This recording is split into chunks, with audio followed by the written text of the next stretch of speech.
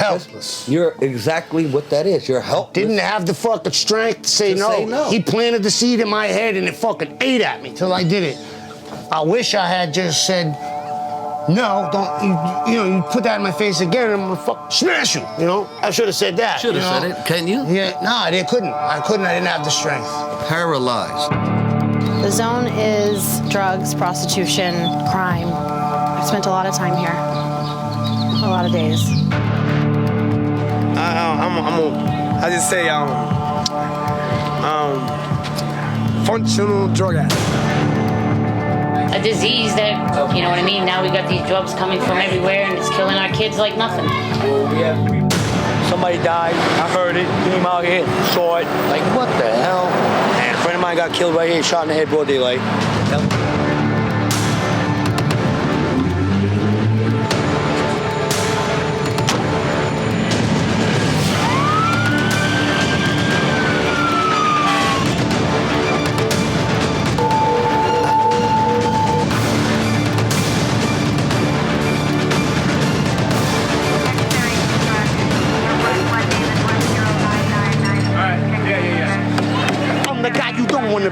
You don't want this kind of grief and you don't want this disease. You don't want to see how it feels to sleep on the street. Blisters on your feet, you hungry and there's nothing to eat. Need some relief. So I'ma try to kick it again. I'ma get it this time and never do it again. I'm sick of heroin, sick of freaking missing my friends. Sick of being such a chicken when the sickness kicks in. It's got a tight grip, squeeze your life out like a vice grip. It'll put your lights out, leave you white and lifeless. It's a crisis. That's why I white knuckle and fight this. That's why the time I'd like to see me finally bite this in the ass. How many times have you been in a recovery program? I honestly paused for a second before I answer that question because I'm not sure if you'd believe me if I told you. It's right around 70 times. 70 times, whether it's detox, 30-day program, dual diagnosis. So the motivation that it takes Chris to go to treatment, get help, go to a counselor, go to a psychiatrist, go to treatment places, is Herculean in my opinion. After interviewing Chris and his mother, we found that Chris's reasons for going to rehab over 70 times are clearly different than what his mother thinks his reasons are. I think it's his parents. He doesn't want to disappoint us. Because that was my defense mechanism to anything, whether it was being homeless. His love for his girls. About to be dope sick. For his family. About to go to jail. And he wants to slay the beast. Already went to jail and got out, now I'm trying to look good for court. Like, there's a million reasons one might jump into detox in my shoes. Chief Dan Goonan of the Manchester Fire Department has saved Chris Derry's life on more than one occasion in the back alleys of Manchester, New Hampshire. Do you remember Chris Derry?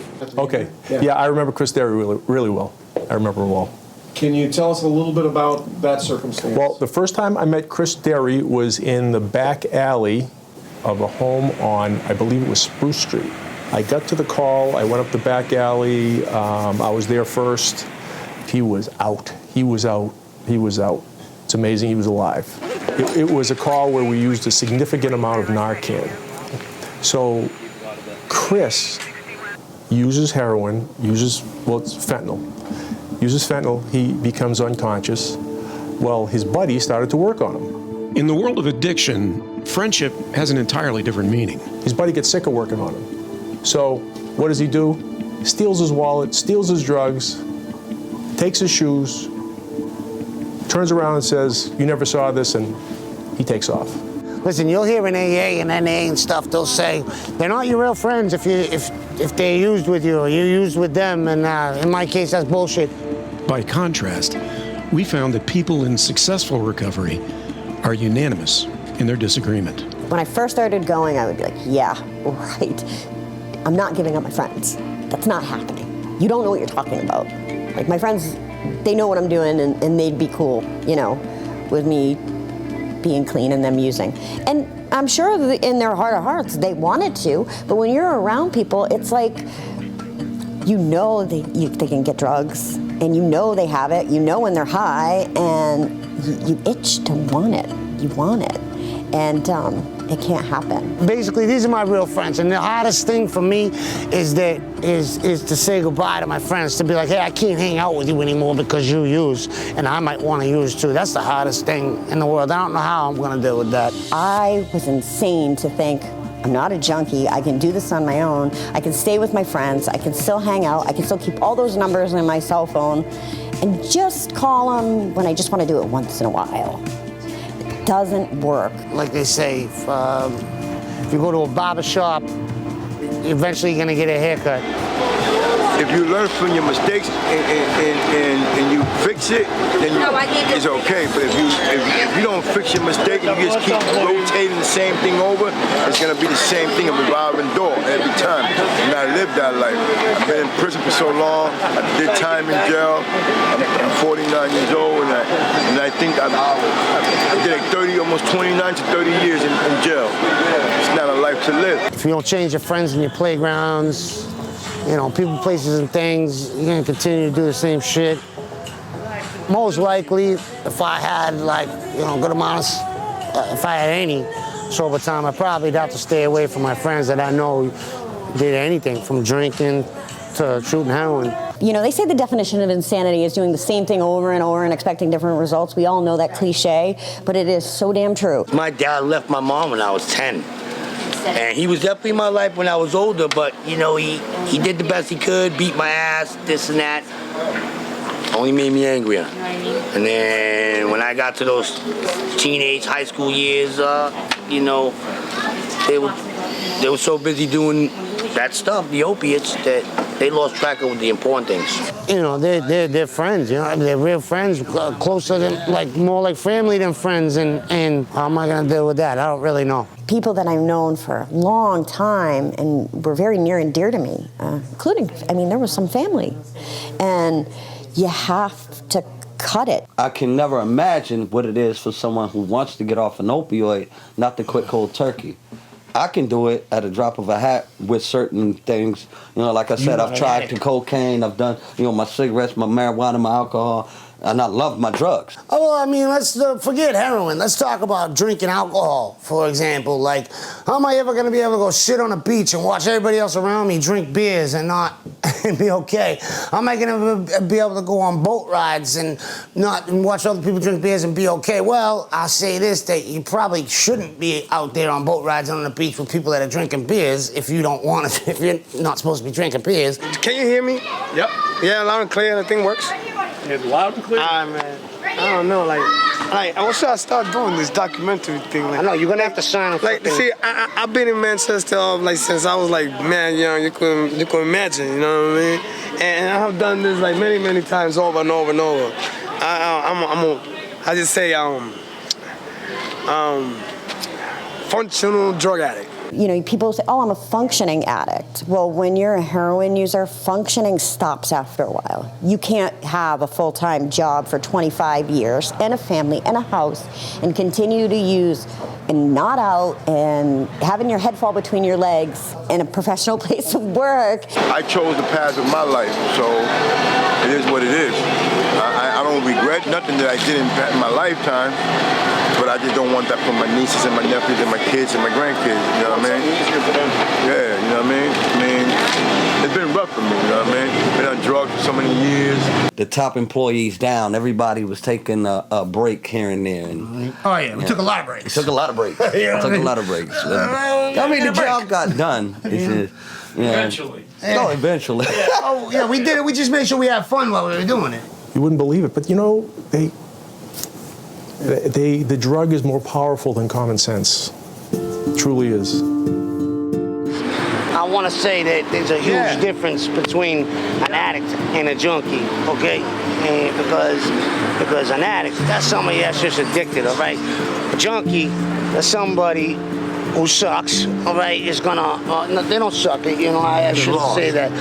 They're lost, it's a lost soul, and they're gonna steal from their friends, their family, do whatever it takes to get what they need, and I was never that. I never stole from my loved ones. I never took from my friends. I never prostituted myself.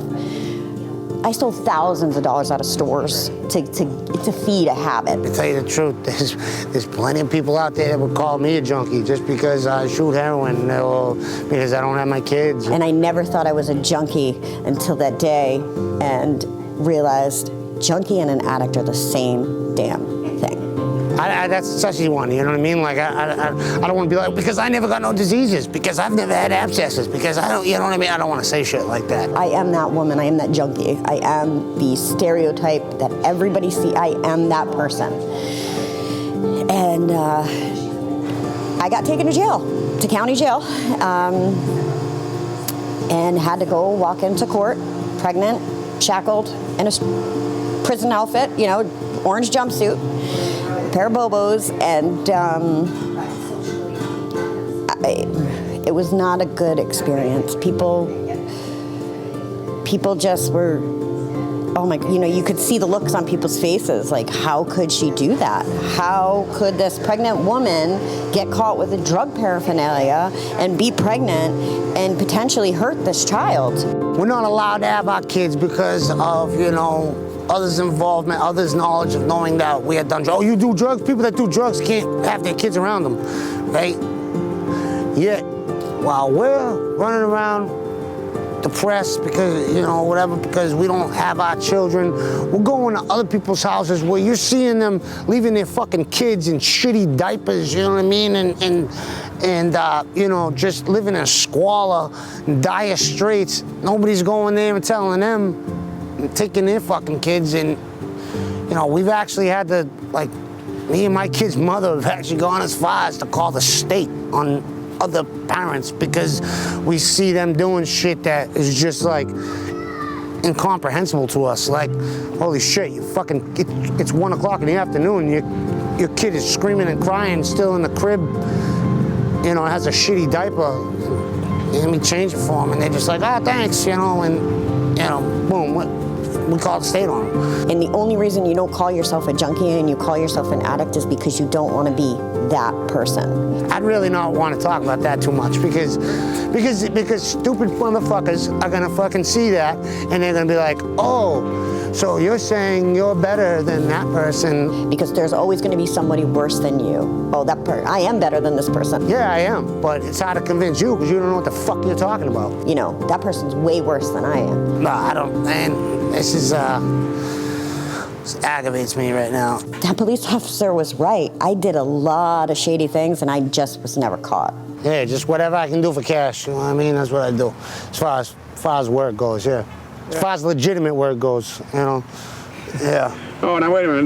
Now you made me interested. What do you mean by legitimate work? I mean, you do just about anything. Yeah, there's a lot of things one might do to support a heroin habit. You know, it could be anything from from working to robbing and stealing to selling drugs. You know, goes on and on. Yeah. You know. Have you done some of that? Of course, everybody has that does it. We all do shitty shit to our families, to our loved ones, to the people that mean the most to us in the world, and don't think about it until we're sick.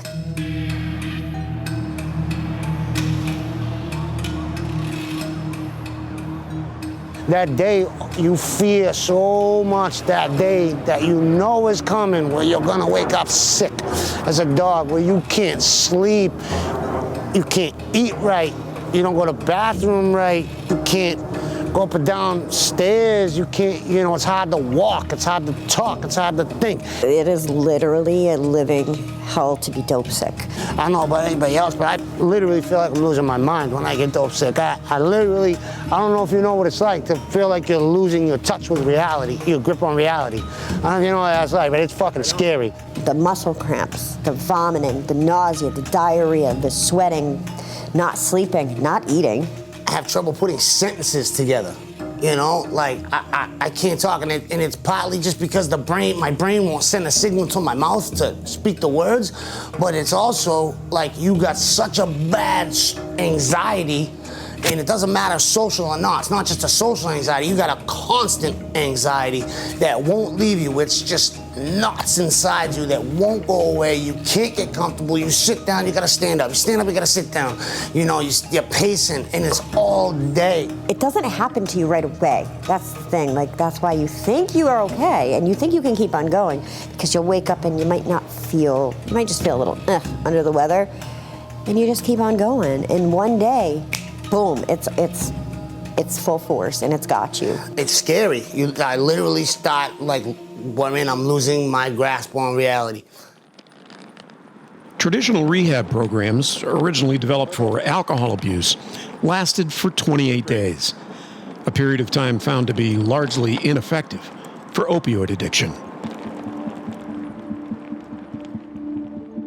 That's the biggest reason why short-term treatment, and when I say short-term, I don't just mean detox. I mean detox, then a 30-day, you know, it won't work for a guy like me who's been doing opiates, heroin specifically, for over 10 years now, you know, because that shit don't go away. The old way of really doing things as far as drug and alcohol treatment it was always an old model, and the phrase that was always being used is, it's because that's how we've always done it. Well, I don't know who people are kidding, thinking that if they go on a detox, get cleaned up, and hit the street again, that they're gonna be okay, because your mind doesn't even start to go back to normal. It doesn't even start for at least a month, you know, when you're in it like I've been into it, you know, and of course you're gonna go back to that drug, you know, before the miracle happens and your brain starts going back to normal, you know, like you're gonna reach for that drug. That's why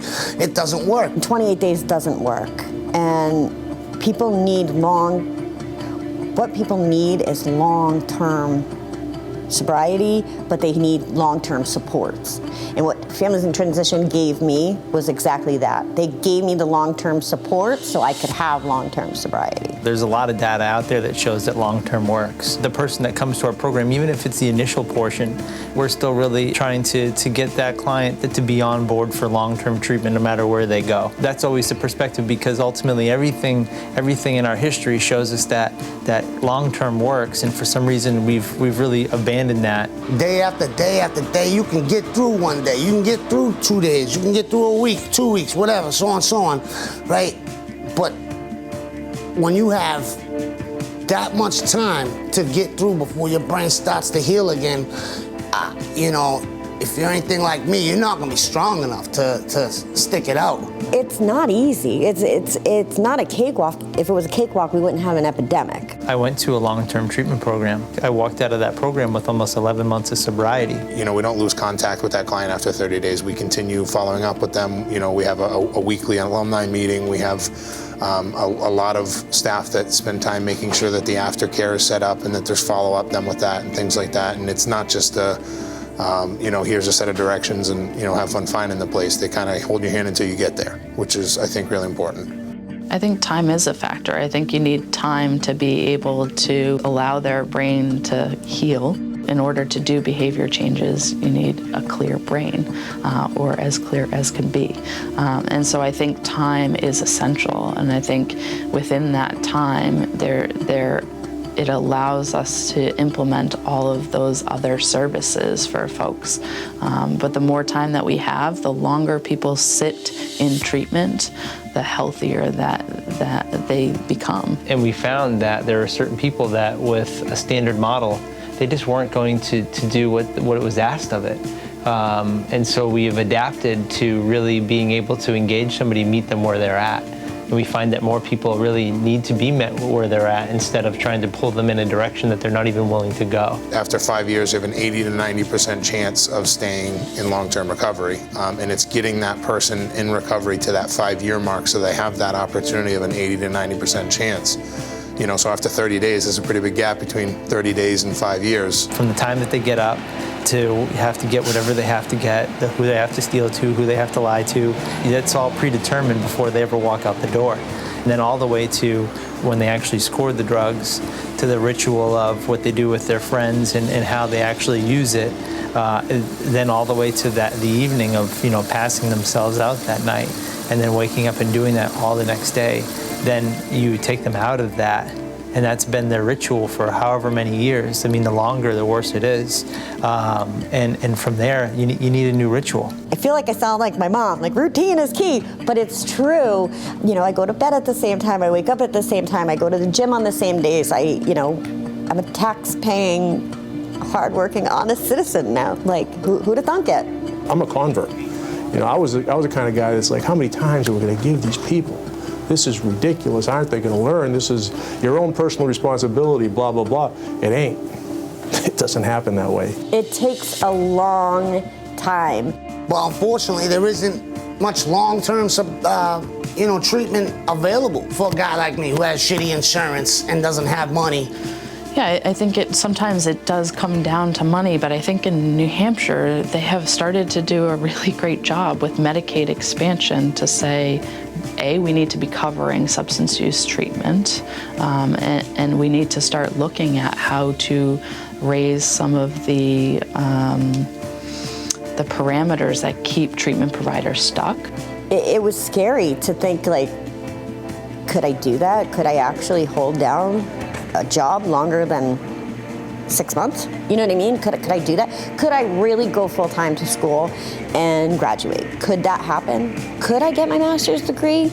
No way. Like, that all sounded ridiculous to me when I was using. My manipulation is legendary. Don't ever underestimate my level of treachery. It's the devil in me. I'm forever etching your memory. You'll remember me because my benevolence is my weaponry. I effectively possess your energy with telepathy. It's definitely evident I'll be a celebrity, whether it be now or in heaven. Whenever they bury me as an entity, my legacy forever is definitely. Chris Derry has suffered from addiction for 24 years, and that addiction has had a devastating effect on everyone in his life. My son, Chris, is 34 years old. He's struggled all his life, actually beginning officially in kindergarten. When Kathy and I first got together, Chris and Kathy were living in an apartment in Andover they just recently moved into. Chris was finishing first grade. He was 7 years old. By age 12, he was an addict, though we didn't know it. I was getting in trouble in school from first grade on. Like, the first time I ever got suspended, it was, I believe it was either first or second grade I got suspended. And, so I had behavior problems. Filling in roles, and now you sort of like involuntarily, in their eyes, their parent. They didn't sign up for that. It was this guy. I gotta listen to this guy now? What the heck is that? He's not my father. So, yeah, it's a fine balancing act. So you get there's a different perspective, a different relationship. Which obviously leads to other problems like hanging out with the wrong crowd. You're trying to be bad. You're trying to gain attention in negative ways, and so that leads you in the wrong direction. And then you start getting alcohol and drugs, stuff like that, that exacerbates all the whole situation. At age 12, he, unbeknownst to my husband and I, he started finding ways to sneak alcohol. And he says that he immediately liked the way it made him feel. By 12, it was drinking, alcoholically drinking to get drunk, smoking weed on a regular basis, smoking cigarettes, and those were all the gateway drugs. By the time I was 14, 15, I already learned how to cook coke and the crack, and was doing that, and it just progressed from there. Just went from one thing to another till I did heroin for my first time at 18 years old. It was a really tough period from 18 to 25, and it was like a nightmare. So he was at our house, gone again, so it would just come and go. Kind of depends on the crap had hit the fan and no place to live, and we ended up picking up at a police station somewhere and taking him back for a little while until just goes through the cycle again. Chris and I met at a bar in Nashua. I was out drinking, and he caught my eye. He was doing something goofy in front of the window, and he came in, and I just went up to him and asked him to come home with me. And that started the next 10 years. Me and Sarah, we met at a bar, and we were hanging out, doing our thing, and it was probably the first week or so that she got pregnant. And, basically, I was running amok, just trying to party, have a good time, and then a month after meeting Sarah, she hit me with, bang, I'm pregnant. From the minute I found out she was pregnant, I said, oh my God, we're gonna be taking care of a child. 100%, without any reservation whatsoever, I knew we were gonna be taking care of Brianna. I said, well, let's try to make it work. At that point, we weren't on heroin yet. We weren't on opiates yet.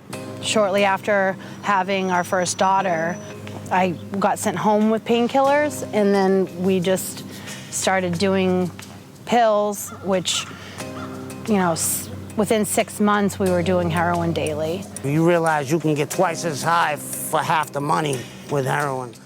By the time Brianna was 1, it had become a problem. And, got ugly real quick. I called my mother and said, Mom, we're going to rehab. Can you take my daughter while we, try to kick this? But it didn't work out like we had planned. Basically, we had to make it all official and sign over rights and everything else, and just went from there. They couldn't handle taking care of this child and getting themselves clean and sober.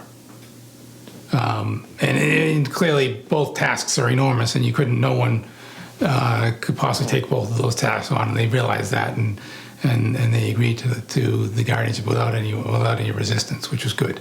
I had absolutely no choice in the matter. It was we said we want to get clean.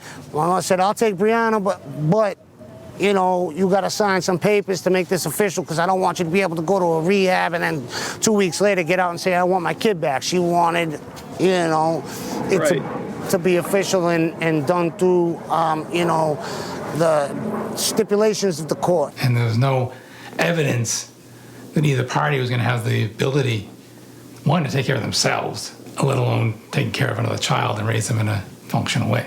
Unfortunately, when you sign your rights over as a parent and, make somebody a guardian, the court automatically puts up stipulations that say, and you got to jump through hoops. They say, now you got to do parenting classes. Now you got to be sober for this amount of time. Okay, now you got to, you got to do all sorts of stuff. But the unfortunate thing is, it's up to the discretion of the guardian of what they deem fit, for you to have contact with your kids. So unfortunately, it was just, Brianna, a leader in her groups and talented in all sorts of ways. I mean, she's just a great kid. I mean, I don't know where she would be if we didn't step in. It's just a big question mark. I don't think she would necessarily be where she is now. I can feel pretty comfortable with that assumption. Brianna has grown up wondering why she can't live with her parents. She's been in a really safe, stable environment, and I think as she gets older, she'll realize that we tried to do what was best for her. But I think there's a definite longing about not being regular, having a mommy and a daddy, who are really a mommy and daddy biologically, and being like everybody else. So there's a definite little pain about that. And it gave us a free pass, I'm not gonna lie. It gave us a free pass. All right, my daughter's in good hands, okay, so we can go run amok a little bit longer. And then it just fucking snowballed from there. We went to treatment. We both left our treatment, started using again, and then went back into treatment. We relapsed, started using again, and decided to go back to treatment. And we ended up leaving both of our places, and we were homeless in Boston for a couple of months. We just disappointed everybody and didn't do things in a timely manner. The years went on, and things just kept going around and around for Chris and Sarah, with maybe better a little bit, and then they go right back down again. I came to the realization that she's going to be ours. And the longer the time went on, I didn't want it to change. Not out of wanting to keep Brianna away from the parents, but she's established a life with us, and she's developing in a way she could be successful in life, and I don't really want to see that changed. I think for Brianna, it's best for her to stay where she is, because I don't think it's right for her to remove her from the only environment she's ever known when my life has been so unsure and unstable, and I can't give her the stability that she's had. We don't want to rip her out of her home where she had things that we otherwise wouldn't have been able to give to her. Yeah. Okay, how you doing? You all right? Yeah, it's hard questions. This is tough. Yeah, absolutely. Yeah, you know? Doing good. Yeah. Despite these difficulties, impulse control continued to be a problem. Me and Sarah were living together when my second daughter was born. And we know for a fact was conceived in a hospital. Sarah was in a hospital, had to go there. She was in a program, had to be taken out of this program, brought to a hospital for something like pneumonia or whatever the hell it was, and I came and visited her there. He would take the train to come and see me every day while I was in the hospital, and I ended up pregnant again. So I was like, all right, it's time to get sober again. Let's try this all over again. And I managed to stay clean for the pregnancy. And decided to get on Suboxone. And we did okay for a while, but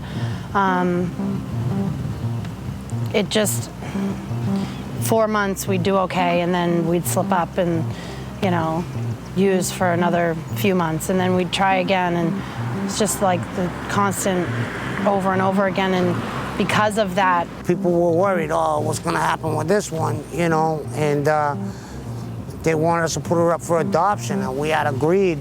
We're gonna put her up for adoption, that's the best thing, blah, blah, blah. But then, you know, nobody knows what that's like till you actually get to that moment. You see your child born, okay, you're holding her, and now the next step is you either keep her and do your best, or you hand her over to whatever they are, social services or whatever the hell. And we decided, no, we can't do this, and we went from there. We did the best we could. Brianna's been with Chris's parents, Kathy and Mike, since she was 1. Our other daughter was with me up until recently, when I became incarcerated. And so she ended up with a cousin of mine. Sarah had gotten in some trouble. She had some, after me and her had split up, she started letting some undesirables hang out at the house or whatever. She got caught up in a situation that, you know, had some unfortunate outcomes, and basically she went to jail. In a perfect world, I would want our family back together, but I don't know if that's a reality, because Chris and I had a using relationship for so long that it makes me nervous to think about us being together again. Bree has so many things going for her. Her ability to sing, and she loves dancing, and the very, very energetic and outgoing, and just a fun person. And she's like a magnet to people. She's a leader, natural leader to her classmates, and top student in all her classes. So, you know, we're obviously very hopeful and happy with her success. I've never thought of what gives me hope, but I guess it's like asking any parent, what makes you love your child? I want to save my kid. That's what gives me hope. I'm going to save my kid. I really just want my girls to be happy and healthy and safe, and if that's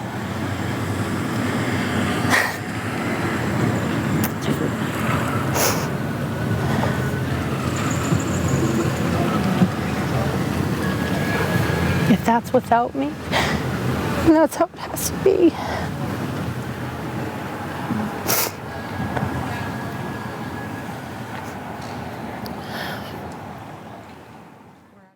Where's my kids? Where's my home? Where's my career? How the time fly by and wind up 35 years. I cried a lot of tears, bought a lot of bottles of beers, hit a lot of rock bottoms, saw a lot of despair. I said I'll never stick a needle in my arm. I swear we'll never go there. That's going down the road to nowhere. Now I'm shooting dope, but don't blow on Skid Row here. It's been days in these same old clothes and don't care. Oh yeah, it gets worse than that.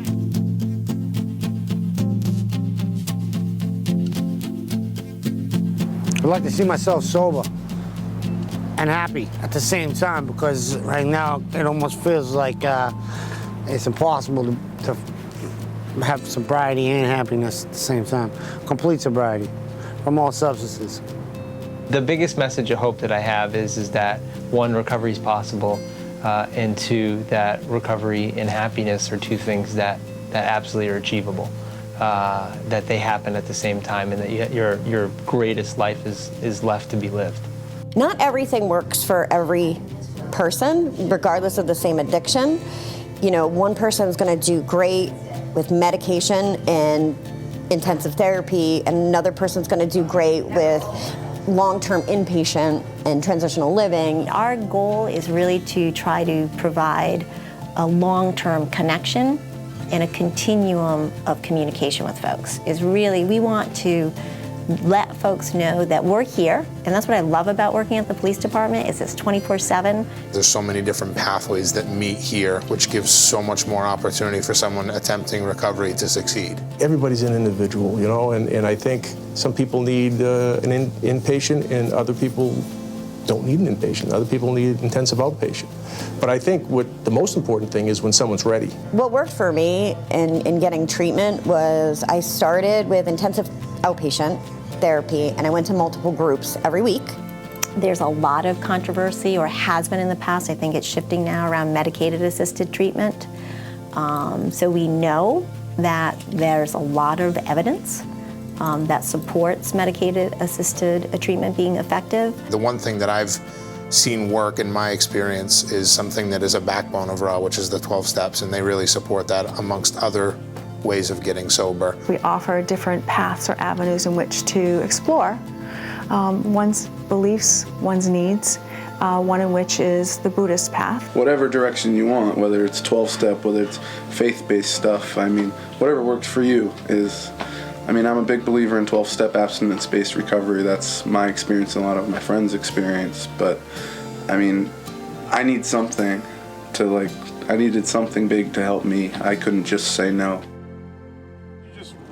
Get out of there. In 3/4 mile, turn left. How do you feel? I feel good. A little apprehensive. Yeah? Yeah, a little bit. You know, be expected. I feel excited though, you know? It's a good feeling. Yeah. I'm also trying to pretend my mother's not here, you know? Yeah.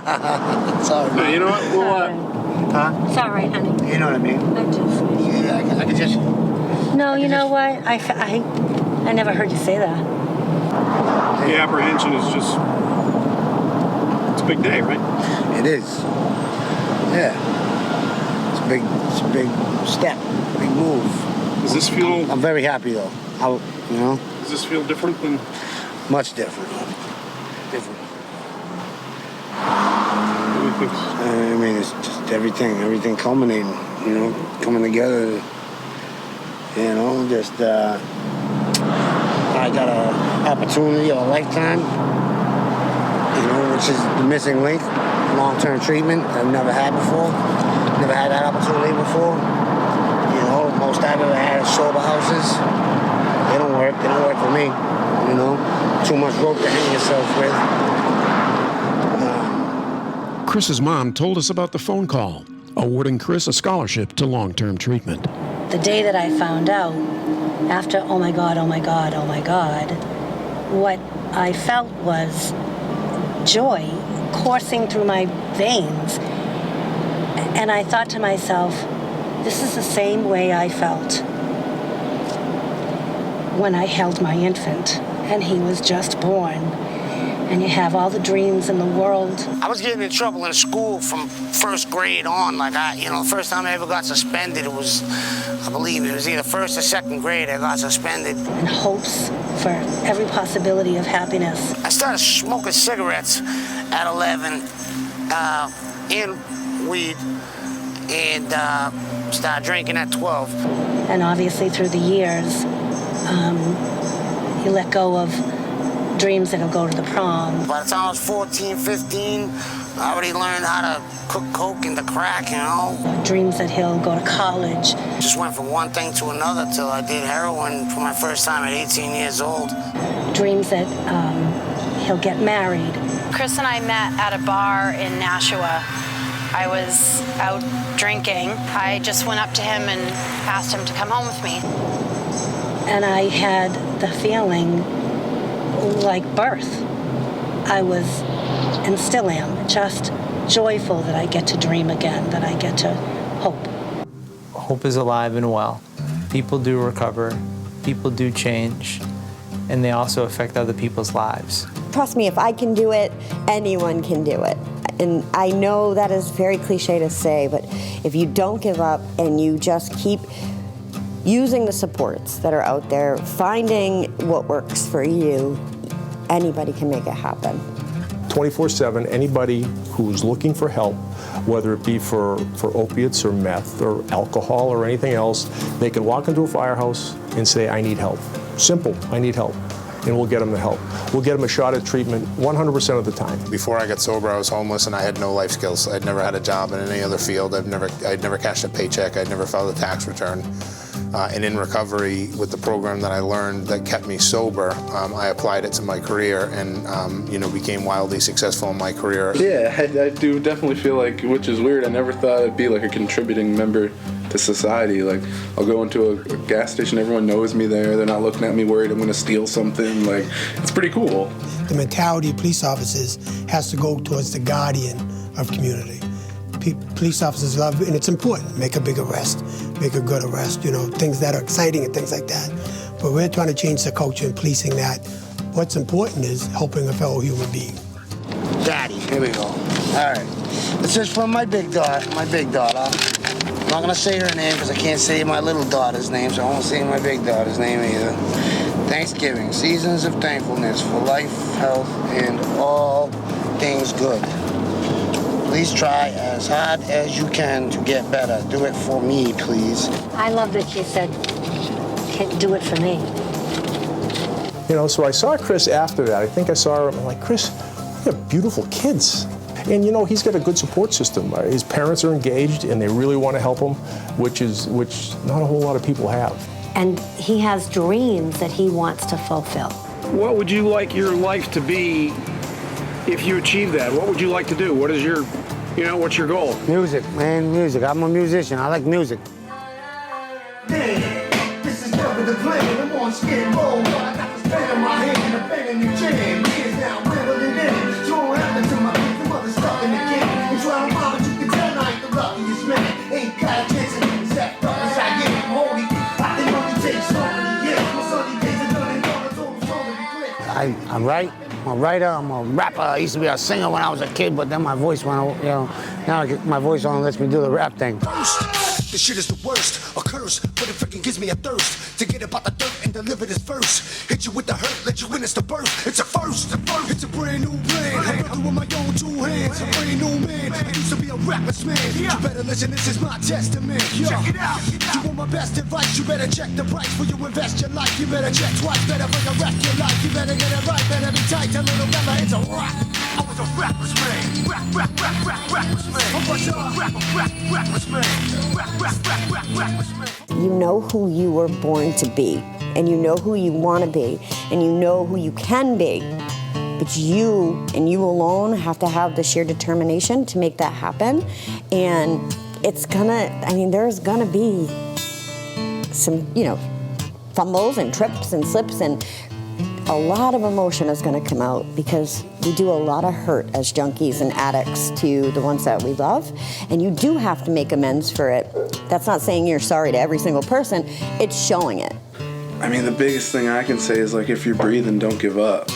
Don't stop fighting. Like, it's not over yet. Like, I didn't think this time, I didn't plan on getting sober this time. I didn't know what I was gonna do. But, like, I did some work and, like, I'm better now, and like life is really good.